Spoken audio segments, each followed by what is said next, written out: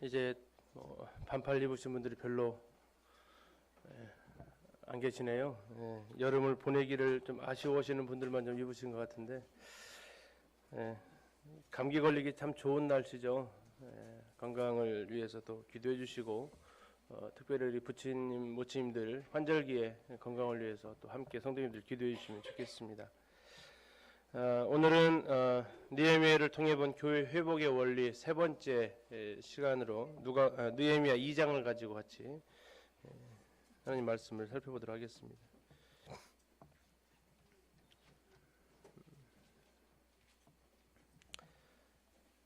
우리는 지난 시간에 느헤미야 1장 5절부터 나와 있는 느헤미야의 기도를 같이 살펴보았습니다.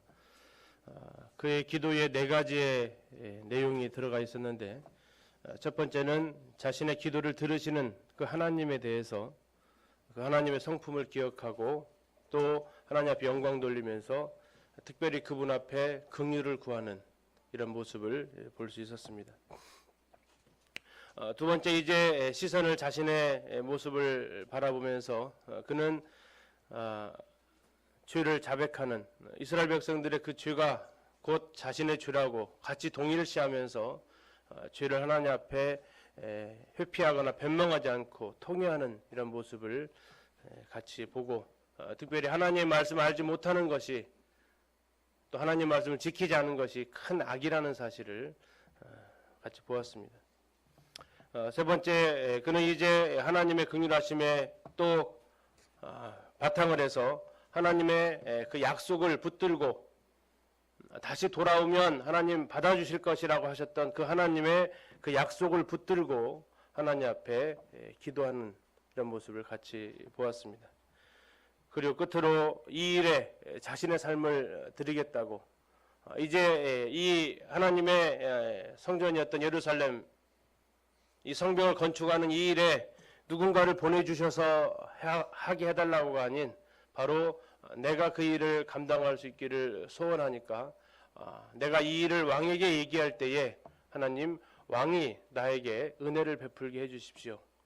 내가 왕 앞에 은혜 받게 해주십시오라고 느헤미야가 기도를 마무리하는 것을 우리가 같이 보았습니다. 우리 삶 속에서 하나님 앞에 기도할 때에 그분을 찬양함과 또 내 자신의 죄를 돌아보고 하나님의 말씀을 붙들고 내 삶을 하나님 앞에 드려지는 이 기도가 우리 가운데 있기를 바라면서, 오늘 느헤미야 2장을 통해서 우리는 그 느헤미야의 기도가 어떤 과정으로 응답이 되었는지를 같이 살펴보려고 합니다. 느헤미야가 기도했던 마지막 기도, 하나님 11절에 나와 있습니다. 오늘 종이 형통하여 이 사람들 앞에서 은혜를 입게 하옵소서.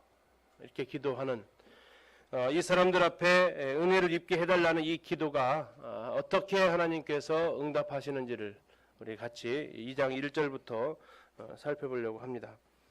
오늘 본문은 2장 1절부터 8절까지의 말씀이 되겠습니다. 우리 형제님들 자매님들 교독해서 읽어주시면 감사하겠습니다. 다 찾으셨죠? 이제 2장 1절 형제님들부터 한번 읽어주시겠습니다.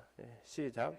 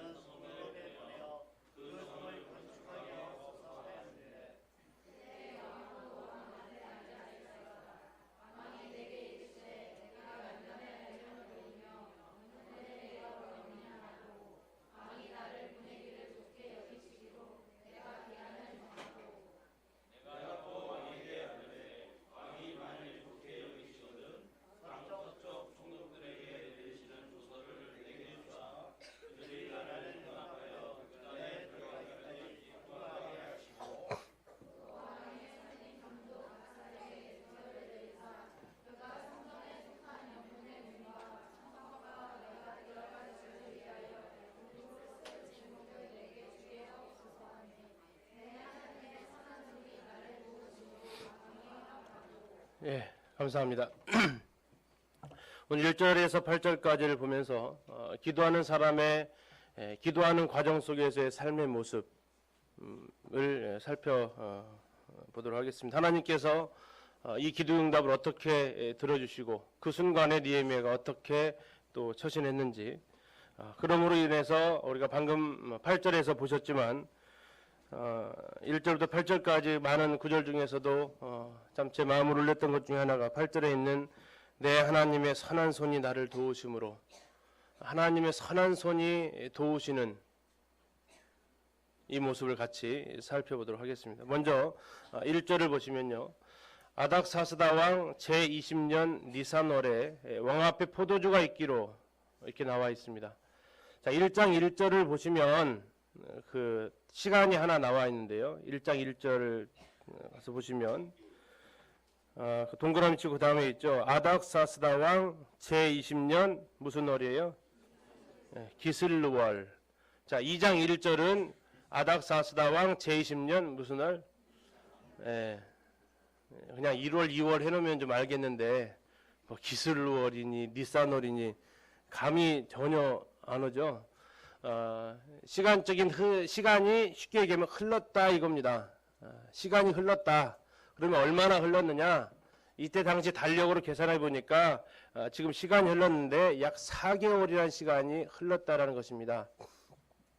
느헤미야가 예루살렘의 형편을 듣고 이제 그가 기도하기 시작한 지 4개월이라는 시간이 흘러갔다라는 것을 좀 표현해 주기 위해서 1장 1절은 20년 니산월, 2장 1절은 20년 기슬루월 이렇게 표현을 하고 있습니다.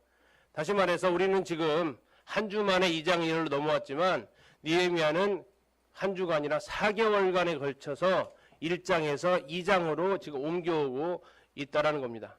다시 말하면 1장 11절과 2장 1절에는 시간 간격이 얼마가 있다고요? 4개월이라는 그 시간 간격이 있습니다. 이 4개월 동안 어떤 일이 있었을까요? 느헤미야가 기도했던 그 시간들이 있었다는 것입니다. 그리고 왕 앞에 설 수 있는 기회가 만들어지고, 더 나아가서 느헤미야가 기도하면서 준비하는 이 시간이 4개월이라는 시간이 돌아왔다는 것입니다.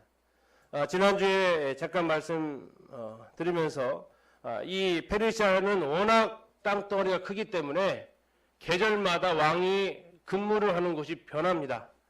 그래서 이 1장 1절의 기슬루월 때는 아마도 이 페르시아의 아닥사스다 왕이 이 수상궁에 없었던 것 같습니다. 그러다가 이제 4개월이 되었을 때에 언제 돌아왔는지 모르겠지만 왕이 다시 수상궁으로 돌아오게 되고, 또 이 페르시아 이 나라의 술 맡은 관원이 느헤미야 하나였을까요? 뭐 그러지 않을 것입니다. 워낙 큰 제국인데 술 맡은 관원이 이 사람 한 사람이면 뭐 감당을 못하겠죠. 여럿의 술 맡은 관원이 그 가운데 있었을 것이고, 또 그 시간이 이제 마침 느헤미야가 왕 앞에 술을 드리는 이 일을 해야 될 순번이 돌아온 것을 우리는 여기서 볼 수 있습니다. 아닥사스다 왕 제20년 니산월에 왕 앞에 포도주가 있기로 내가 그 포도주를 왕에게 드렸다. 4개월이 지난 시점에서 자기의 순서가 돌아왔을 때 이제 왕 앞에 자기가 이 일을 할 수 있게 되었다라는 이것을 보여주고 있습니다. 자, 4개월이라는 시간 참 기다리기 쉬웠을까요? 정말 기도 혹시 4개월간 기도해 보신 기도 있으세요? 매일같이? 매일같이 하루도 안 빼먹고 4개월간 기도해 보신 기도 경험 있으신가요? 우리의 시계는 늘 빠르죠. 하나님의 시계는 늘 느리고요. 그죠? 이때쯤 되면 하나님이 들어주셔야 될 것 같은데 하나님은 전혀 미동도 없으시죠. 이때쯤 되면 문제가 좀 해결되는 것이 보여야 되는데 4개월이라는 시간 동안 아무 일이 진척되는 것이 느껴지지 않는다면 우리 마음이 어떻겠습니까? 과연 느헤미야는 편안했을까요? 느헤미야도 우리와 성격이 같은 사람이에요. 보니까 느헤미야도 뒤에 보시겠지만 느헤미야도 이 4개월이라는 시간이 쉽지 않은 시간이었던 것 같습니다. 언제나 하나님께서 이 기도를 들어주실까 하면서 그는 그러나 기다릴 수 있었다는 것입니다. 한국 사람도 되게 급하죠. 자, 뒤에 한번 채워보실래요? 우물가에 가서 찾아보신 것 같아요. 예. 우물가에 가서 숭늉 찾는다. 자, 커피 자판기 앞에서 오늘 커피 빼보신 분 있죠? 어떠셨어요? 다 나올 때까지 기다렸다가 빼셨어요? 아니면 나오고 있는데 문 열고 혹시 기다리셨어요? 좀 더 급하신 분들은 아직 나오고 있는데 빼시는 분들도 가끔 계시죠. 그래서 막 그 커피가 흘려 있잖아요. 자, 에스컬레이터에서 어떻게 하세요? 한 발이라도 빨리 가려고 또 걸어 올라가시잖아요. 뭐 근처에 있는 홈플러스만 가도 거기에서 가만히 서서 가는 사람 반절 정도밖에 안 되는 것 같아요. 거기서도 또 걸어서라도 더 빨리 가려고 참 급하죠. 자, 이게 교회 안에 와서 그래서 참 인내가 필요하다고 하니까 하나님 앞에 인내를 좀 하게 해주십시오 하면서 기도를 합니다. 뭐라고 기도해요? 지금 빨리 주십시오라고 기도합니다. 하나님 나에게 인내를 주십시오. 지금 빨리 주십시오. 이렇게 이해가 안 가시는 분들이 좀 계시는 것 같아요. 참 우리가 기도하고 나서 기다리는 것이 정말 쉽지 않은 것 같습니다. 내 시간은 왜 이렇게 빨리 가고 하나님의 시간은 왜 이렇게 더디게 이 타이밍이 서로 안 맞는 것 같은 느낌이 들어오는데요. 첫 번째 우리가 기도할 때 우리가 중요한 것은 기다림이라는 그 시간입니다. 우리는 하나님 앞에 기도할 때 하나님의 시간에 하나님의 뜻이 이루어지기를 기도하는 것이 중요하고, 자, 이것이 내 뜻, 내 시간이 아닌 하나님의 시간에 될 수 있기를 우리는 기도하는 것이 중요한데요. 쉽지 않습니다. 자, 그럼 이 기다림의 시간을 우리는 어떻게 해야 될 것인가를 또 같이 살펴보도록 하겠는데요. 자, 기도하는 사람은 앞에도 말씀드린 대로 하나님의 때를 기다릴 줄 아는 사람입니다. 하나님이 왜 4개월이라는 시간을 기다리게 하셨을까요? 하나님이 기도의 응답을 들어주실 때 왜 이렇게 우리로 기다리게 하실까요? 이 기도가 하나님의 뜻이 아니었나요? 우리는 뒤에 이야기를 알고 있습니다. 이것이 분명히 하나님의 뜻이라는 것을 우리는 알 수 있습니다. 그럼에도 불구하고 기슬로월에서 니산월까지 4개월이라는 시간을 느헤미야가 기도하게 하나님께서 하십니다. 하나님께서는 우리의 기도 응답을 듣는 것보다 더 중요하게 여기시는 것이 계십니다. 우리가 하나님 앞에 기도하는 과정 속에서 우리가 하나님을 의지하고 하나님과의 갖는 그 교제 시간이, 그러면서 하나님의 마음을 알아가는 이 시간을 하나님께서는 더 중요하게 보십니다. 유산을 남겨주는 아버지의 마음과 유산을 받게 될 아들의 마음이 어떨까요? 같을까요? 다를까요? 자, 유산을 받는 아들의 마음은 어때요? 언제나 주실까? 좀 시간 끌지 말고 지금 빨리 좀 주셨으면 좋겠다. 그죠? 그런데 이 유산을 주는 아버지의 마음은요? 내가 이걸 넘겨주었을 때 네가 과연 이것을 관리할 수 있는 능력이 있느냐? 오히려 이걸 지금 줘버리면 이것 때문에 이 아들을 망칠 수도 있다는 판단이 들면 그 유산을 넘겨주지 않습니다. 그래서 아버지의 마음과 아들의 마음이 달라요. 아버지의 마음은 이 아들이 이 유산을 받을 준비가 되어 있기를 바라는 것이고, 아들의 마음은 빨리 줬으면 좋겠어요. 그러나 지혜로운 것은 아버지의 마음입니다. 준비가 되지 않았는데, 받을 준비가 되지 않았는데 주었다면 이것은 약이 아니고 독이 될 수밖에 없다는 거죠. 또 한 가지, 우리가 기도하는 시간, 이 시간은요, 바로 이제 하나님께서 일하시기 시작하는 시간이라는 것을 기억하시면 좋겠습니다. 내가 기도할 때 하나님 미동도 하지 않는 것처럼 여겨질 수 있습니다. 그러나 전혀 그렇지 않습니다. 하나님 그때 일하기 시작하십니다. 다니엘서를 보게 되면 다니엘이 기도할 때에, 기도하는 그 순간에 하나님께서 일을 하기 시작하십니다. 미가리엘 천사장을 보내서 그를 돕도록 하나님께서 하셨다라는 것을 말씀하고 있습니다. 우리가 기도할 때에 하나님 그분이 일하시는데요, 크게 두 가지를 하시더라고요. 하나는 기도를 하면서 내 마음을 변화시켜가는 작업을 하십니다. 내 마음이 하나님의 뜻을 받아들일 수 있는 마음의 준비를 하게 하시는 시간이 하나님께는 필요합니다.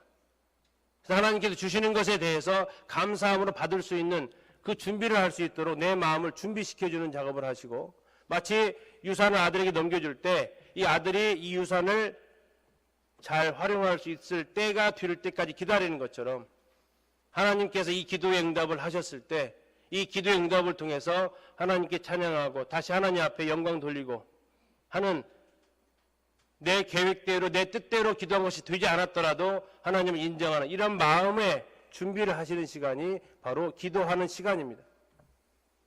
그래서 우리는 지난주에 말씀드렸습니다.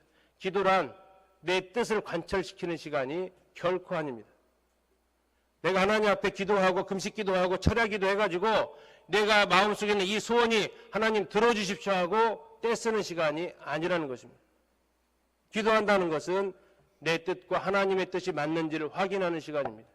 그리고 내 뜻이 하나님의 뜻과 맞지 않았다면 이제 내 마음을 하나님의 뜻에 맞게 변화시켜가는 것입니다. 이것이 기도하는 시간입니다. 이것이 우리가 기도해야 되는 이유이기도 합니다. 두 번째, 우리가 하나님께 기도하는 그 시간은 하나님께서 내 주변을 정비하시는 그 시간입니다. 내 주위 환경을 정비하시는 그 시간입니다. 하나님께서 일하기 시작하시는 그 시간이 우리가 기도하는 시간입니다. 그 시간이 얼마가 될지는 하나님께서 결정하십니다. 우리가 하는 것은 그 시간에 하나님의 일하심을 기다리는 것입니다. 우리 성령님께서 있는 것처럼 주님의 시간에 주의 뜻 이루어지리 하면서 우리는 기도하는 것입니다. 이게 하나님께서 우리가 기도할 때에 우리에게 기다리는 시간을 주시는 이유 중에 하나입니다. 이제 두 번째 모습을 보면 2절에서 이렇게 말씀하고 있습니다. 느헤미야의 모습을 보면서 왕이 얘기합니다. 왕이 내게 이르시되 네가 병이 없거늘 어찌하여 얼굴에 수심이 있느냐. 이는 필요한 네 마음에 근심이 있음이로다 하더라. 그때 내가 크게 두려워했다. 자, 지금 아닥사스다 왕과 왕후가 있는 아마 개인 침실이 됐든지 사적인 공간에 느헤미야가 부름을 받고 간 것입니다. 저녁에 뭐 이렇게 준비하러 드렸다든지 하여튼 그 자리에 왕과 왕후 그리고 느헤미야가 지금 있는데요.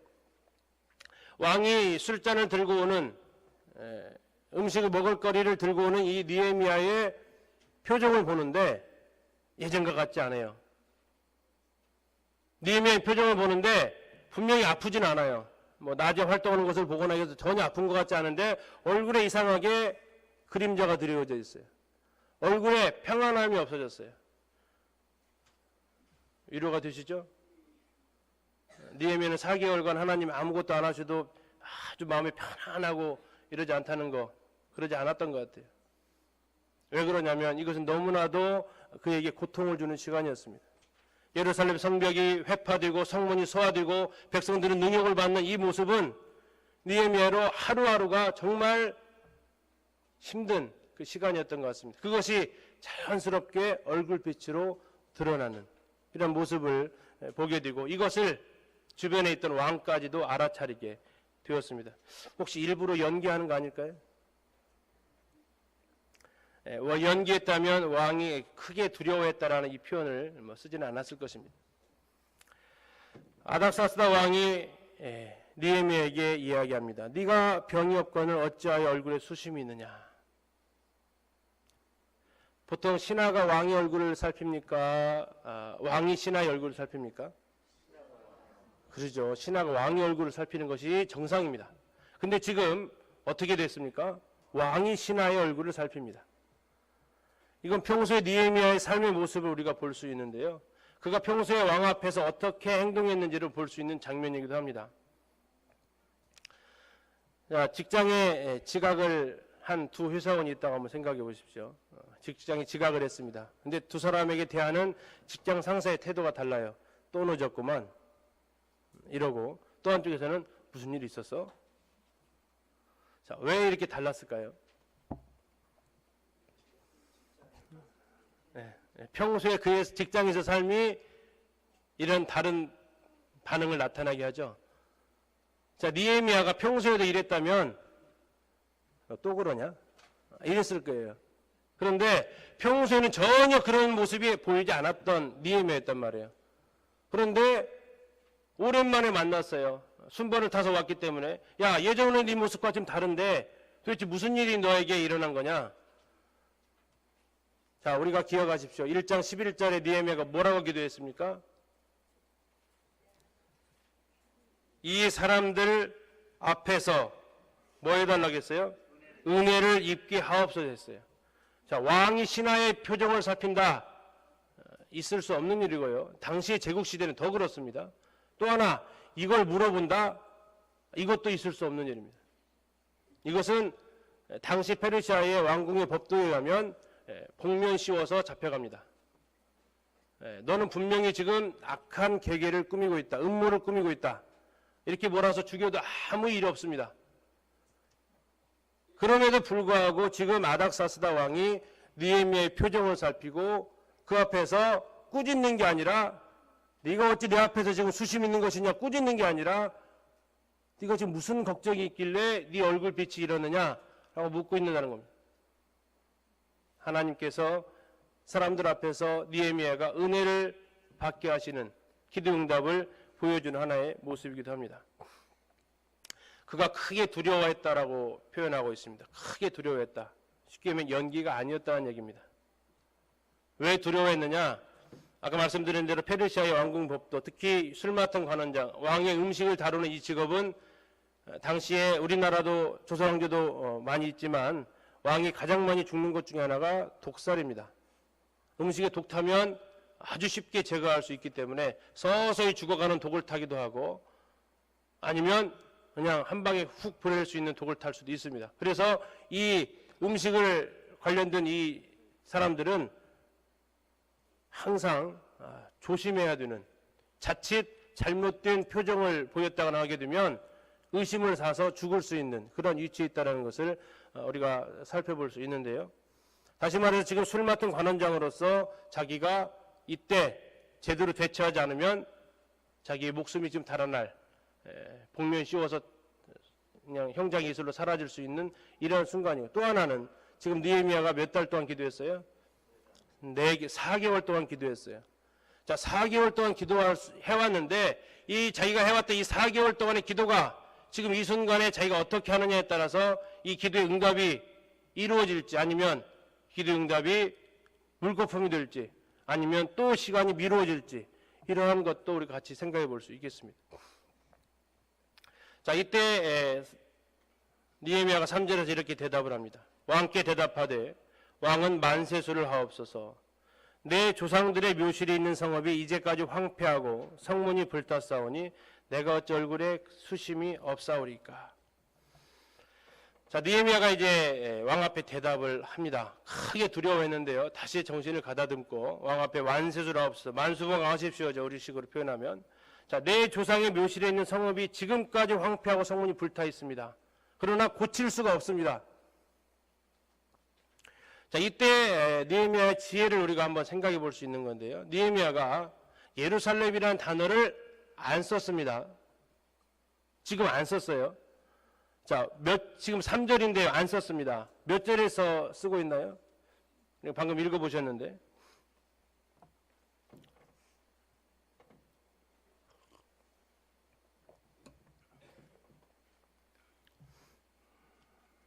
몇 절이에요? 네, 안 나왔습니다. 네, 다만 5절에 힌트를 얻을 수는 있습니다. 어디로 가래요? 유다 땅. 이것만 있습니다. 대신 예루살렘이라는 단어는 역시 사용하지 않고 있습니다. 자, 왜 안 했을까요? 두 가지를 우리는 여기서 생각해 볼 수 있습니다. 당시에 페르시아 사람들이 중요하게 여기는 것이 무엇이었냐면 자신들의 조상들의 무덤을 아주 중요하게 여기는, 우리나라도 벌초하고 성묘하러 가죠. 이것을 중요하게 여깁니다. 그런데 당시에 페르시아 사람들도 조상들의 무덤을 상당히 중요하게 여겨요. 그래서 느헤미야가 얘기하기를 내 조상들의 묘실이 있는 성읍 예루살렘 유다 얘기하지 않고 당신들도 이거 중요하게 여기지 않습니까? 우리들도 이게 상당히 중요한데 이 성읍이 지금까지 황폐하고 성문이 불탔습니다. 얘기하는 거예요. 또 하나, 예루살렘이라는 단어를 직접적으로 언급하지 않는 또 하나 이유가 있는데, 이 아닥사스다 왕이 예루살렘이라는 이 도시에 알러지 반응이 있습니다. 우리 에스라서 앞으로 가시면 있죠. 4장을 잠깐 한번 보세요. 에스라서 4장.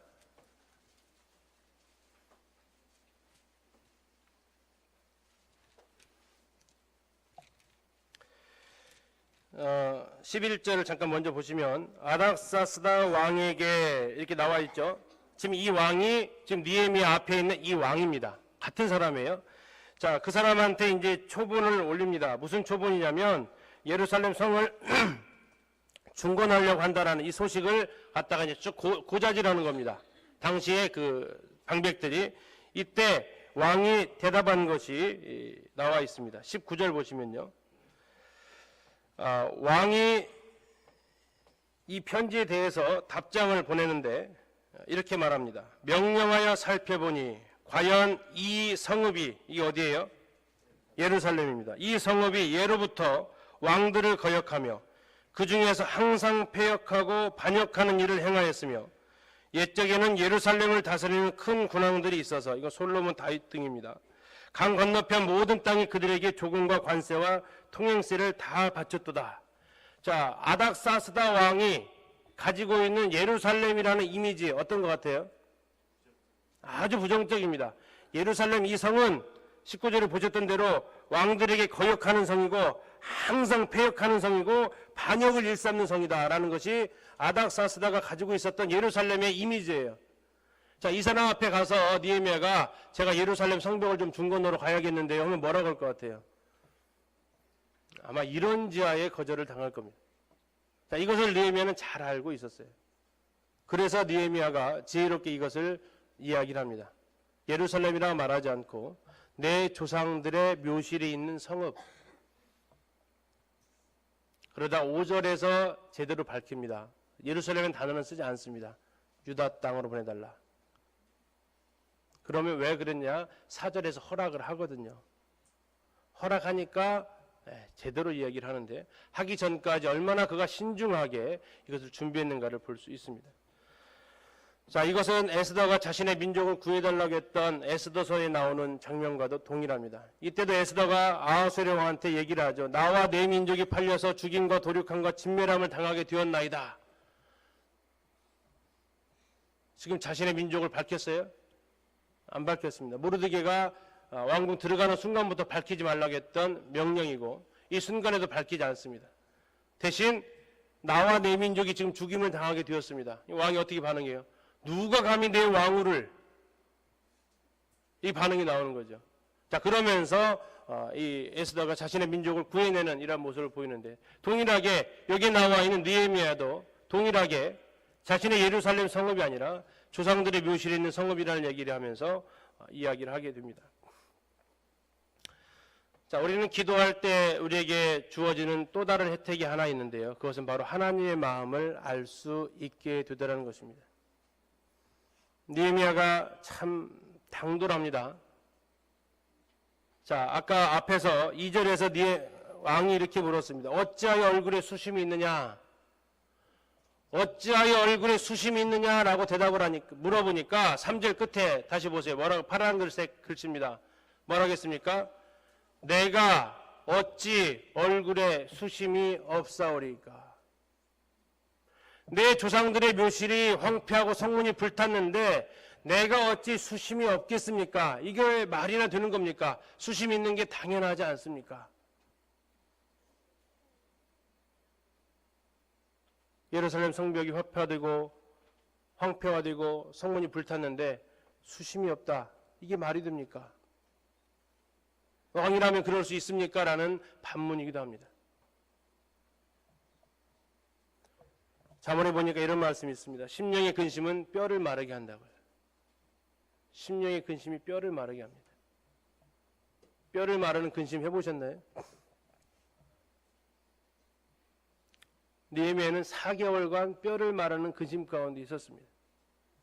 자신의 고국을 생각하면, 예루살렘을 생각하면 그의 마음이 뼈를 마르게 했고 그 뼈를 마름이 얼굴에 드러나서 왕이 보더라도 저거 분명히 무슨 걱정거리 있다라고 드러나게 만듭니다.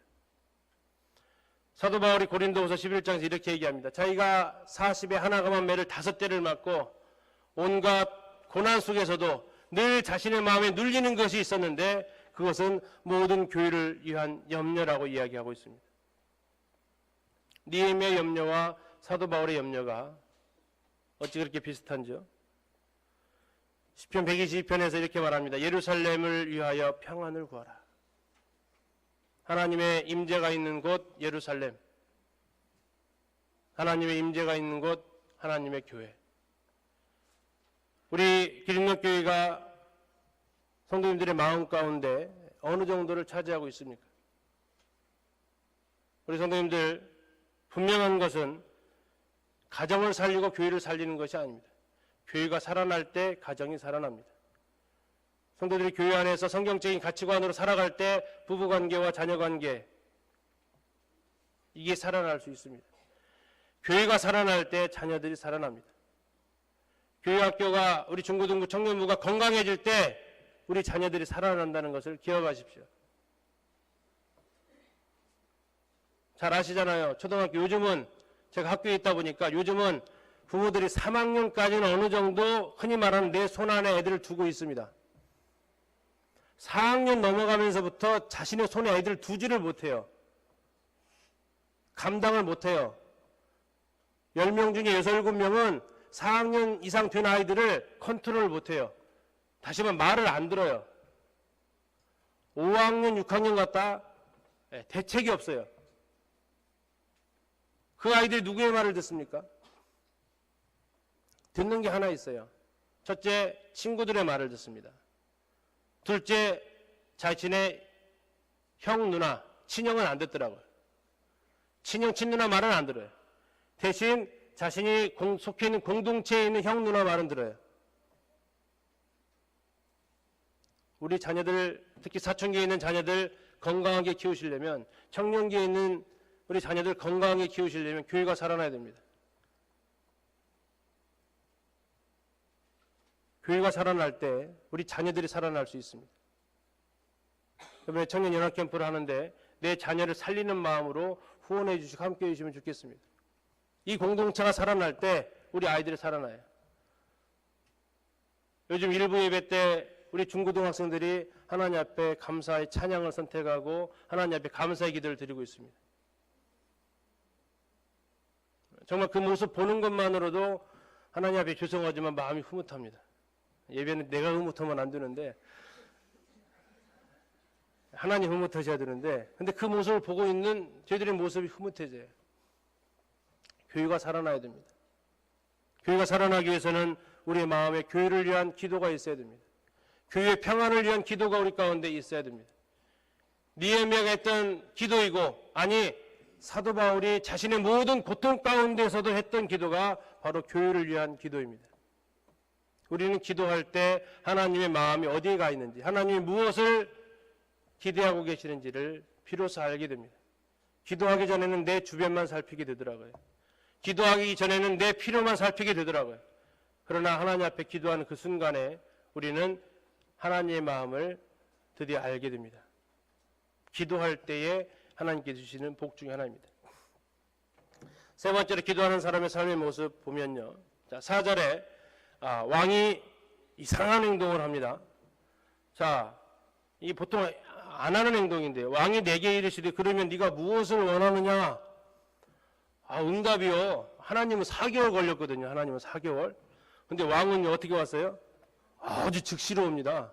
그럼 뭘 원하는데 그것은 하나님 왕의 마음도 준비시키신다는 것입니다. 네가 무엇을 원하느냐? 자, 우리는 방금 에스라에서 보셨습니다. 자, 성벽 중건을 금지시킨 왕이 누구라고요? 아닥사스다. 지금 네가 무엇을 원하느냐라고 묻고 있는 이 왕이 누구라고요? 아닥사스다. 동명이인인가요? 같은 사람이에요. 같은 사람입니다. 예루살렘 성벽 공사를 중단시키라고 명령했던 그 왕이 지금 느헤미야한테 물어보는 거예요. 네가 무엇을 원하느냐? 그런데 우리가 생각하기에도 다른 건 다 들어줄 것 같은데 얼마 전에 자기가 금지시켰던 이 명령이잖아요. 이건 안 들어줄 것 같아. 다른 건 다 해도 교회 나오라면 안 나올 것 같아. 그런 생각 드는 사람 있죠. 복음 집회 생각하면서 전도를 하겠는데 이게 얘기하면 분명히 또 나하고 관계도 서먹해지고 안 될 것 같아. 그래서 우리가 기도해야 됩니다. 그들의 이름 놓고. 자, 중요한 것은 일이 어렵고 쉽고가 아니고요. 중요한 것은 이걸 하면 위험하고 그 위험하지 않고가 아니라 이것이 과연 하나님의 뜻이냐 이겁니다. 그렇다면 하나님 앞에 우리가 기도해야 된다는 것이고, 다시 말하면 이것을 중지시켰던 사람이 이것을 다시 뭐하게도 할 수 있습니까? 시작하게도 할 수 있다는 거예요. 자, 이 열쇠를 풀 수 있는 사람이 이 페르시아 제국의 아닥사스다 왕 빼놓고 누가 있어요? 이 명령을 다시 번복할 수 있는 사람이 누가 있습니까? 이 사람밖에 없어요. 돌아갈 길도 없고요. 정면 승부입니다. 멈추게 했던 사람이 다시 시작하는 것이 제일 무난합니다. 그렇다면 이제 하나님께서 네가 무엇을 원하느냐라고 묻는다거나, 혹시 전도하려는 영혼들 중에 이번 복음 집회 중에 야, 네가 나한테 이렇게 해준 것이 많은데 네가 원하는 거 하나 들어줄게. 그때 내가 무엇을 혹시 말할 수 있도록 흔히 말하는 대로 그들에게 최선의 친절을 베풀어 주시고 정말 미안하게 생각할 만큼 사랑을 베풀어 주셔서 너 나한테 도대체 왜 이렇게 오는 거야? 할 때 느헤미야처럼 한마디에 딱 던지시면, 하나님께 그 영혼을 준비시키시면 왕의 마음도 바뀌게 될 것입니다. 자, 이때 느헤미야가 하나님께 묵도합니다. 묵도란 침묵의 기도입니다. 왕 앞에서 이제 잠깐만요, 저 기도하고 오겠습니다. 이러지 않은 거죠. 하나님 모르는 사람인데. 자, 느헤미야가 묵도할 수 있었던 것은 무엇 때문에 가능했습니까? 써 있는 거 물어보고 있어요. 무엇 때문에 가능했어요? 4개월간의 기도가 있기 때문에 가능합니다. 4개월 동안 기도하지 않고 묵도하고 해결하려고 하지는 마십시오. 느헤미야의 묵도가 통할 수 있었던 것은 그가 4개월간에 걸쳐서 하나님 앞에 뼈가 마르는 듯한 고통 가운데 하나님 앞에 드려진 기도가 있었기 때문에 가능한 것입니다. 긴박한 순간에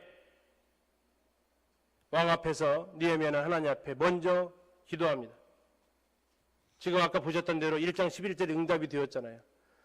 그가 기도했던 것이 이 사람들 앞에서 은혜를 입게 해달라고, 지금 은혜를 입었잖아요. 이때 느헤미야가 하나님 앞에 먼저 기도를 다시 합니다. 왜요? 은혜를 입게 하신 것도 하나님이셨고, 이 기도의 응답은 왕의 한마디가 아니라 하나님이 왕의 마음을 움직일 때 가능하기 때문에 그는 하나님 앞에 먼저 기도하게 됩니다. 길게 했을까요? 그러진 않았을 것입니다. 짧게 했을 것입니다. 하나님, 이제 은혜를 입게 해주십시오. 하나님, 이제 제 입술을 도와주십시오라고 그가 기도했을 것입니다. 기도하는 사람은 바로 그래서 긴박한 순간에 초점을 흐리지 않습니다. 우리 영혼들에게 복음 집회를 앞두고 그들에게 도전하실 때 친절 다 베풀면서 결국 그를 더 큰 복으로 인도하기 위한 영혼을 초대하는 이 일에 아니야, 그냥 네가 좋아서 그랬어, 이렇게 초점을 흐리지 마시고 네가 나와 함께 하나님을 만났으면 좋겠어 라고 이렇게 도전하시면 하나님께서 그 일을 또한 이루어 주실 것입니다.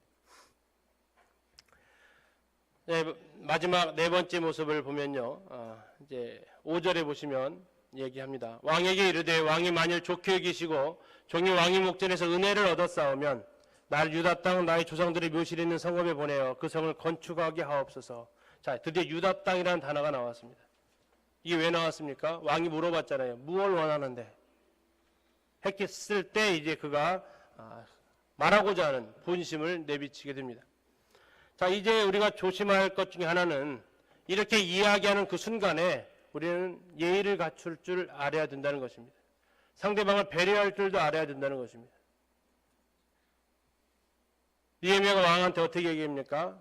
아주 앞에 꾸며주는 말을 두 가지를 하는데, 왕이 만일 좋게 여기시고 종이 왕의 목전에서 은혜를 얻었사오면, 이렇게 이야기를 합니다.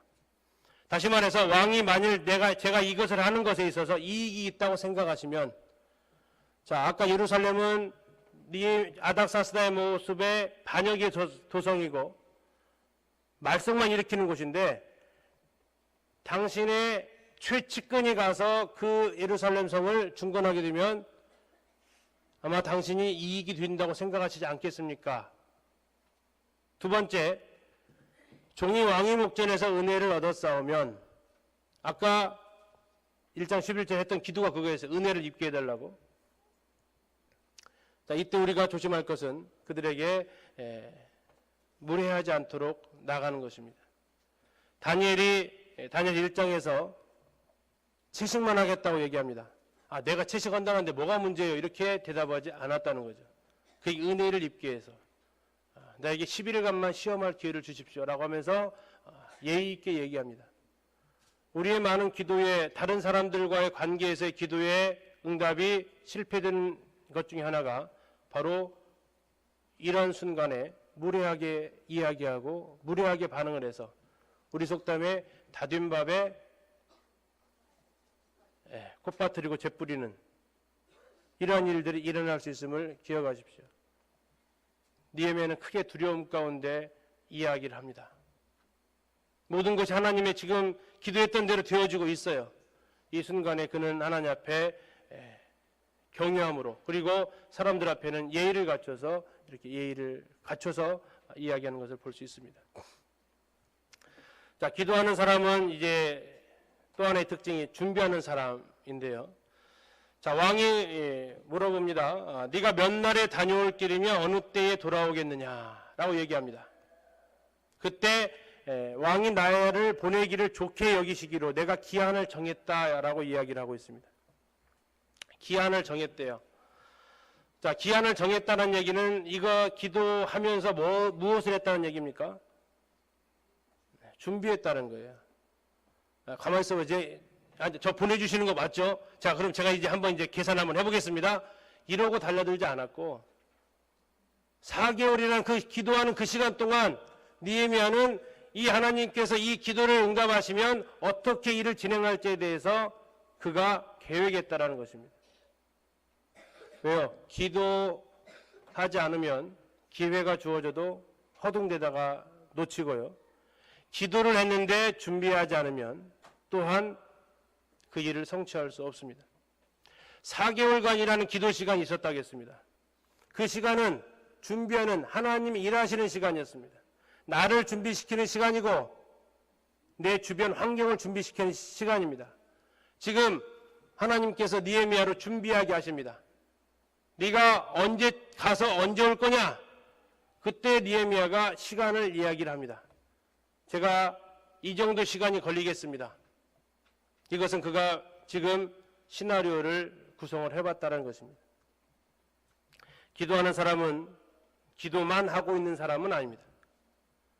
우리가 어떤 영혼에게 기도를 위해서 기도를 하고 있다면 기도만 하고 있어서는 안 된다는 거 아실 겁니다.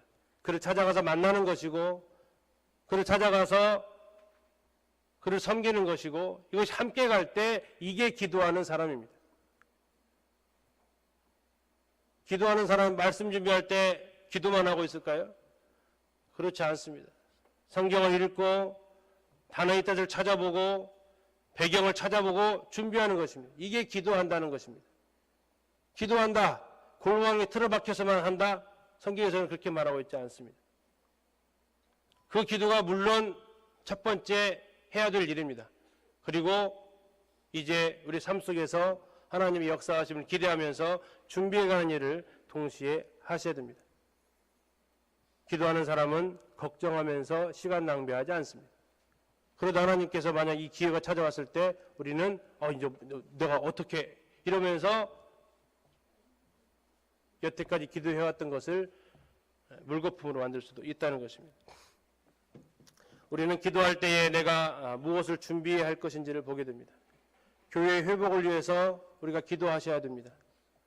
기린역교회 회복을 위해서 우리 성도님들 함께 기도하셔야 됩니다.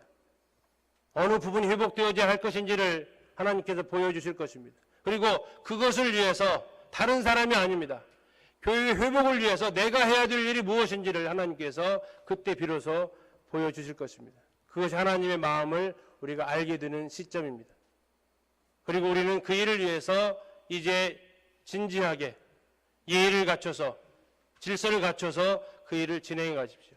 그리고 그것이 이제 실행이 될 수 있었을 때 그것을 다음 단계로 옮기시면 되는 것입니다. 이것이 언제 가능하냐면 기도할 때에 가능하게 됩니다. 자, 이제 느헤미야는 7절과 8절에서 왕에게 요구를 합니다. 이 요구가 가능했던 이유는 준비했기 때문에 가능합니다. 자, 7절에 이렇게 얘기합니다. 내가 또 왕에게 아뢰되 왕이 만일 좋게 여기시거든 강서쪽 총독들에게 내리시는 조서를 나에게 주사 그들이 나를 용납하여 유다에 들어가기까지 통과하게 하시고. 자, 지금 뭐 해달라는 거예요? 요즘으로 말하면 뭐 해달라는 겁니까? 예, 역시 센스 있는 서진태님. 비자 발급해달라는 얘기예요, 비자. 하나님 왕님 비자 좀 주십시오. 제가 들어가는데 너 왜 왔어? 무엇 때문에? 이거 하면 또 시간 엄청나게 길어지거든요. 대기하고 있어. 본국에 연락이. 이러면 복잡이잖아요. 그러니까 조서를 하나 딱 달라는 얘기죠. 조서를 좀 나에게 주십시오. 예. 그냥 프리 비자로 들어갈 수 있게끔. 정치적으로 이런 방해들을 제거시켜 주십시오. 다시 말하면 이것도 지금 느헤미야가 알아봤다라는 것입니다. 이게 같은 제국 내에서도 넘어가는 것이 쉽지 않구나. 자, 8절에 어떻게 합니까? 자, 여기서 그치지 않습니다. 또 왕의 살림감독 아사웨에게 조서를 내리사 그가 성전에 속한 영문의 문과 성곽과 내가 들어갈 집을 위하여 들보를 쓸 제목을 내게 주게 하옵소서. 뭐까지 요구합니까? 경제적 후원까지 요청합니다. 빈손 가지고는 못 짓잖아요. 그래서 자, 조사를 해봤더니 살림감독이 아삽이라는 사람이 있다는 정보까지 다 캐냅니다. 그 아삽이라는 사람 있던데요. 그 사람한테 내가 필요한 재료를 좀 제목을 주게 해주십시오. 얘기합니다. 상당히 담력이 큰 사람이고요. 지금 이 허락 받은 것만 해도 굉장한 건데 이 기회를 놓치지 않고 정치적인 문제 해결해 주시고 경제적인 후원까지 해 주십시오 합니다. 이게 어떻게 가능합니까? 파란색 글씨가 있잖아요. 어떻게 가능합니까? 내 하나님의 선한 손이 나를 도우시기 때문에.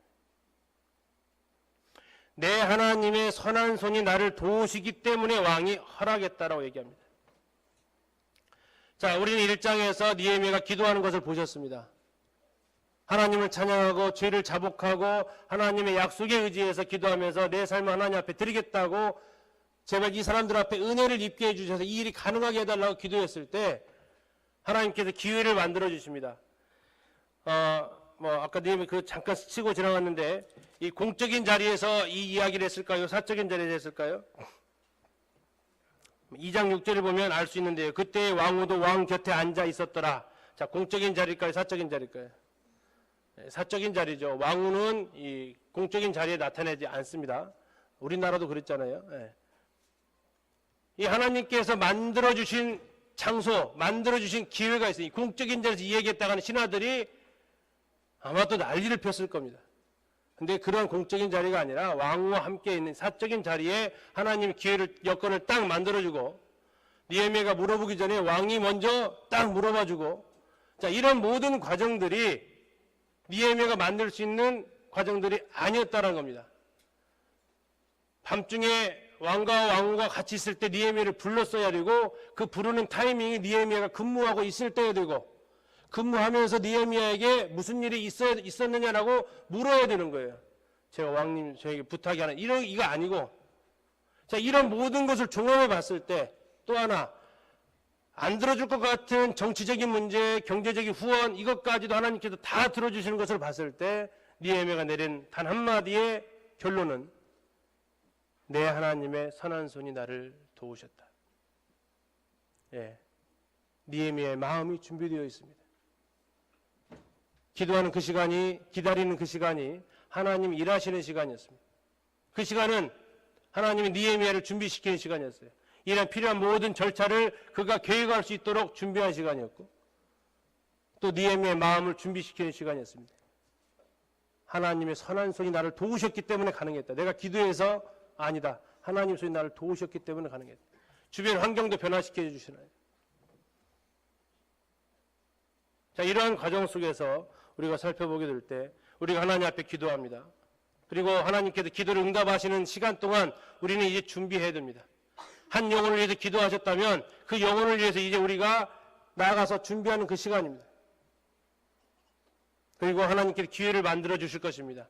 1대1로 대화할 시간을 주시든 어떤 시간을 주시든 기회를 주시면 그 영혼에게 이야기합니다. 그리고 나서 그래 내가 가볼게. 그때 우리가 우리에 비해서 내 하나님의 선한 손이 나를 도우셨다라고 더 나아가서 기린교회 회복을 위해서 우리가 함께 기도하셔야 됩니다. 하나님, 하나님의 교회가 건강해져야 될 부분이 무엇입니까? 기도하십시오. 기도하시는 가운데 하나님이 보여주시는 것들을 볼 수 있는 눈이 생깁니다. 그리고 그것을 위해서 이제 질서와 또 예의를 갖춰서 그 일을 진행하십시오. 그리고 나서 그 순간이 되었을 때 우리는 다시 하나님 앞에 고백합니다. 내 하나님의 선한 손이 나를 도우셨더라고. 이 말씀이 너무나 감사해서 다른 번역 성경을 찾아봤더니요, 현대어 성경에는 나의 하나님께서 내게 친절한 손을 펴서 돌봐주셨기 때문에, 새 번역 성경에서는 나의 하나님이 선하신 손길로 나를 잘 보살펴 주셔서, 이렇게 번역을 하고 있었습니다. 어느 것 하나 참 마음 가운데 은혜가 되지 않는 말씀이 없습니다. 우리 성도님들의 삶에 하나님의 선한 손이 도우시기를 소원합니다. 정리합니다. 기도하는 사람은 첫 번째로 하나님의 때를 기다릴 수 있는 사람입니다. 이 시간은 기도 응답이 지체된다고요? 예, 하나님이 더 완벽히 준비하시는 시간입니다. 첫째는 나를 준비시키시고 내 주변 환경을 만들어 가십니다.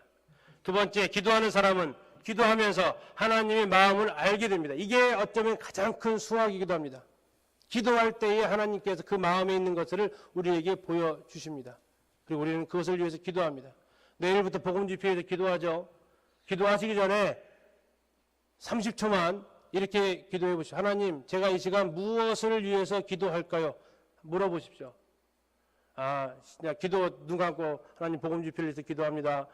강사님 이거 하지 마시고 30초 정도만 시간을 좀 두시고, 하나님, 제가 이 시간에 무엇을 위해서, 복음 집회를 위해서 어떤 내용을 기도해야 할까요? 하나님 앞에 한번 물어보십시오. 그리고 나서 기도하셔도 절대 늦지 않습니다. 우리는 기도할 때 하나님 그 마음을 알게 됩니다. 세 번째, 기도하는 사람은 긴박한 순간에 초점을 흐리지 않습니다. 하나님께 내가 원하는 것이 무엇인지 물어보실 때 대답할 것이 준비되어져 있습니다. 이것은 바로 준비된 삶이 그것을 가능하게 해줍니다. 잘 아시는 예화가 있죠. 비가 오기를 기도하는 집회가 있었답니다. 그때 부모가 나가면서 갔다 올게 얘기를 하는 거예요, 아이들한테. 이때 아이가 한 말 혹시 아세요? 엄마, 왜 근데 우산은 안 가지고 가? 야, 지금 무슨 비가 온다고 그래? 엄마, 지금 비가 오게 해달라고 기도하러 간다며?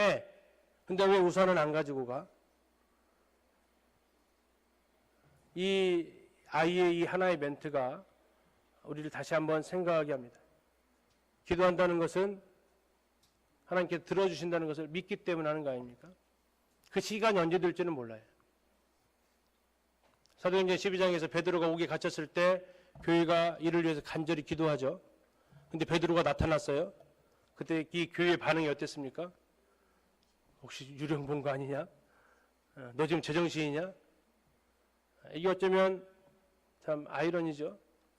기도한다라는 것은 그분께서 들어주실 것을 믿기 때문에 하는 겁니다. 그렇다면 그것을 응답이 되었을 때 우리가 어떻게 할 것인지를 우리가 생각하면서 그 일을 위해서 준비하시면 좋겠습니다. 그래서 참 기린노교회가 회복이 되어지고 또 우리의 심령이 회복이 되어지고 우리 가정이 우리 속으로 회복되어져서 하나님 앞에 영광 돌려지기를 기도합니다. 감사합니다.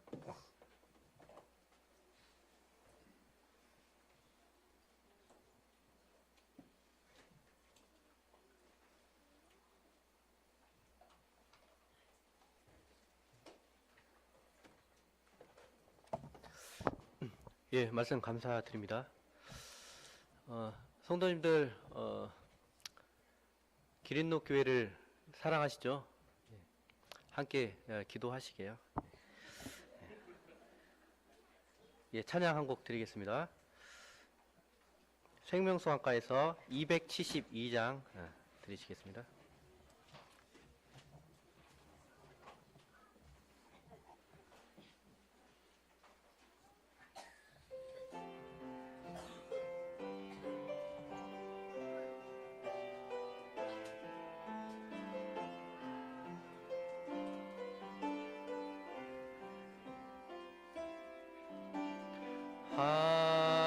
하나님의 음성을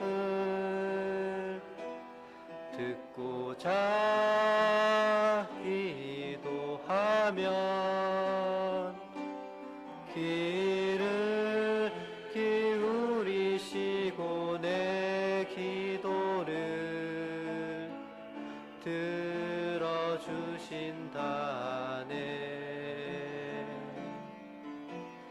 깊은 웅덩이와 수렁에서 끌어주시고 나의 발을 반석 위에 세우시사 나를 튼튼히 하셨네.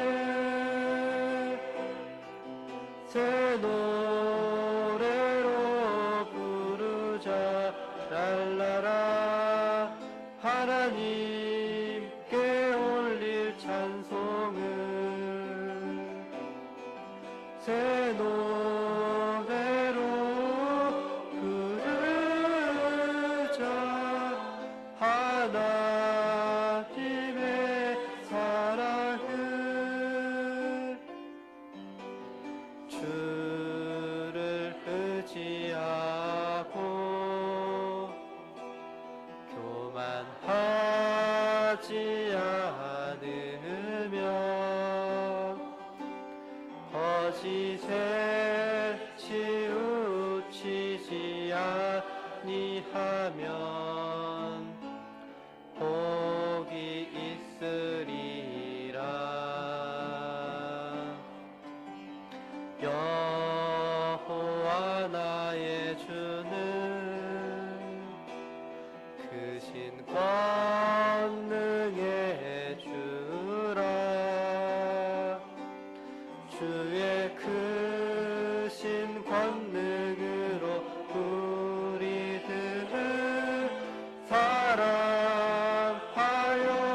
주시네. 새 노래로 부르자 랄라라. 하나님께 올릴 찬송을 새 노래로 부르자. 하나님의 사랑을. 예, 그럼 성령님의 인도하심을 따라 형제님 가운데서 한 분 기도해 주시고 오전 집회를 모두 마치겠습니다.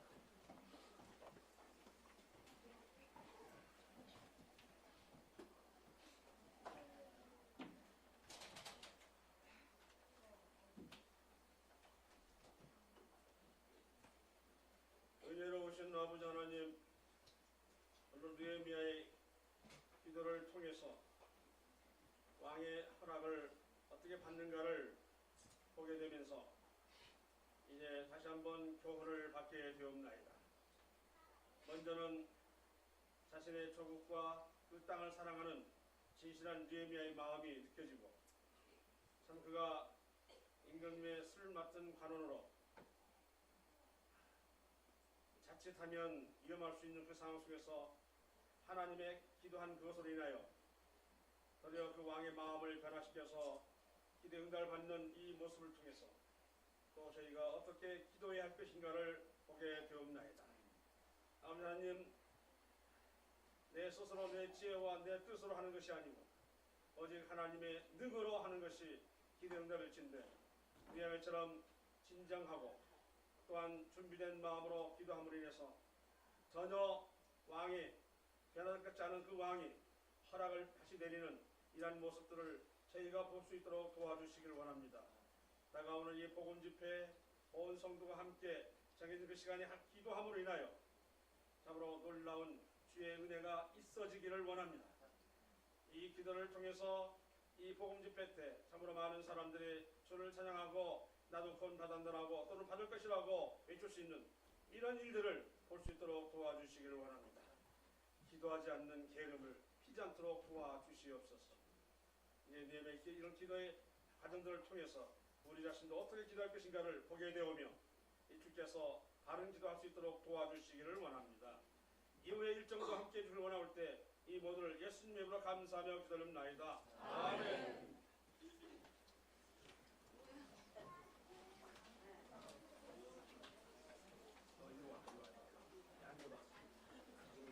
앉아봐. 박수 여기 떠들어. 무대 하지 말라고 했잖아. 너 이편 나면 혼낸다.